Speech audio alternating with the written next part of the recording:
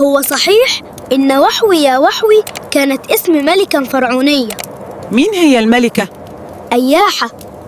أهلا بيكم يا أصحابي، أنا يزن، والنهاردة هنحكي سر أغنية وحوي يا وحوي.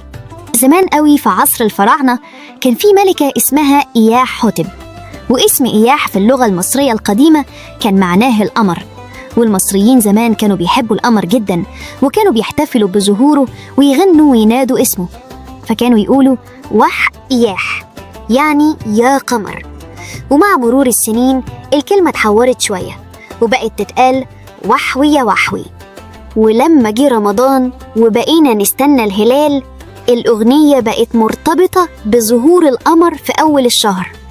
يبقى وحوي يا وحوي مش بس أغنية للأطفال، دي كلمة فرعونية قديمة معناها القمر، واستمرت آلاف السنين لحد ما بقت من أجمل عادات رمضان. لو عجبتكم القصة ما تنسوش تعملوا لايك وتشتركوا في قناتي عشان كل يوم سر جديد. مع السلامة يا أصحابي.